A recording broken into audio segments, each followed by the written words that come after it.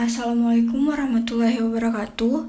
Perkenalkan, nama saya Nunung Fildayanti. Kali ini saya akan mempresentasikan tugas saya yang berjudul kromatografi lapis tipis. Apa sih kromatografi? Kromatografi adalah teknik pemisahan campuran yang didasarkan atas perbedaan distribusi dari komponen campuran tersebut di antara dua fase. Sebenarnya tuh kromatografi ada banyak jenis, tapi kali ini saya akan menjelaskan tentang kromatografi lapis tipis. Kromatografi lapis tipis adalah merupakan salah satu metode isolasi yang terjadi berdasarkan perbedaan daya serap, absorpsi, dan daya partisi, serta kelarutan dari komponen-komponen kimia yang akan bergerak mengikuti kepelaran eluen. Untuk apa sih penggunaan KLT? Yang pertama untuk penentuan jumlah komponen dalam campuran, yang kedua untuk penentuan identitas antara dua campuran, yang ketiga untuk memonitoring perkembangan reaksi, yang keempat untuk penentuan keefektifan pemurnian, yang kelima untuk menentukan pelarut yang sesuai dengan pemisahan kolom, dan yang keenam untuk penentuan kemajuan kromatografi kolom. Prinsip kerja KLT. Pada dasarnya, pemisahan dengan kromatografi lapis tipis terjadi hubungan kesetimbangan antara fase diam dan fase gerak, di mana ada interaksi antara permukaan fase diam dengan gugus fungsi senyawa organik yang akan diidentifikasi yang telah berinteraksi dengan fase geraknya. Keseimbangan ini dipengaruhi oleh 3 faktor. Yang pertama, kepolaran fase diam, yang kedua, kepolaran fase gerak, dan yang terakhir serta kepolaran untuk ukuran molekul. Fase diam apakah yang digunakan untuk KLT? Yang pertama itu yang bisa digunakan silika gel, alumina, magnesium trisilikat, kalsium sulfat, G-selgurt, selulosa. Fase gerak apa yang dapat digunakan? Petroleum ether, petroleum dietil ether, metanol, etil asetat, kloroform, asetonitril, benzen, dan karbon tetraklorida. Komponen-komponen penting pada analisis dengan KLT itu ada peralatan atau chamber, atau juga bisa menggunakan gelas atau beaker. Yang kedua, fase diam. Yang ketiga, fase gerak. Yang keempat, aplikasi sampel. Yang kelima, pengembangan. Dan yang terakhir, deteksi bercak. Selanjutnya, fase diam. Umumnya digunakan silika, dapat ditambahkan pengikat dan indikator fluoresensi, mekanisme dominan, absorpsi kadang partisi. Fase gerak, eluen atau pelarut berdasarkan polaritas, biasanya campuran, studi pustaka dan coba-coba. Prinsipnya yaitu like dissolves like.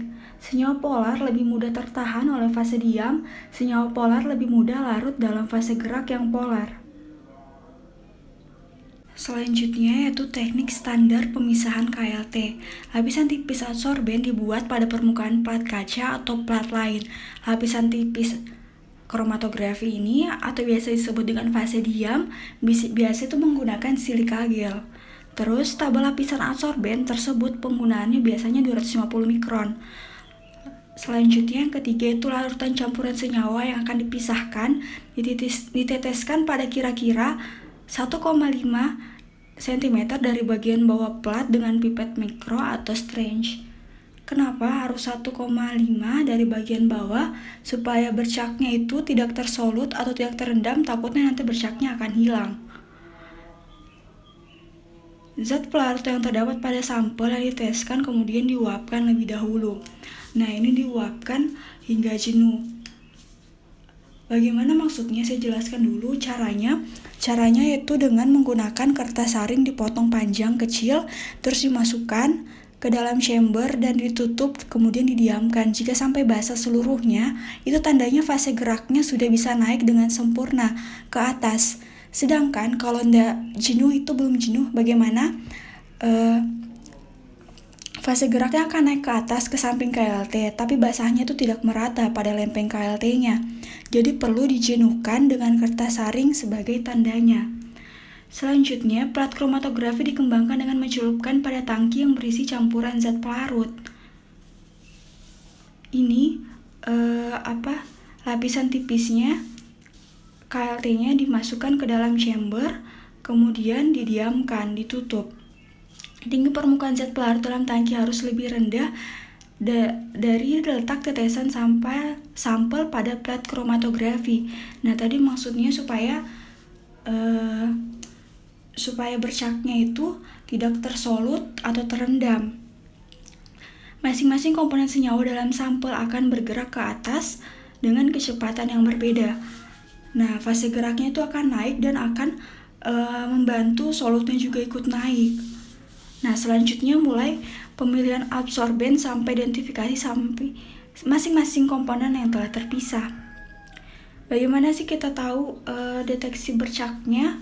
Nah, itu bisa dengan terlihat langsung setelah chambernya dibuka,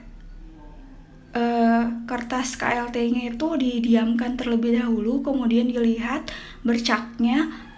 Kalau bercaknya tidak nampak, bisa menggunakan dengan lampu UV dengan panjang gelombang 254 atau 366.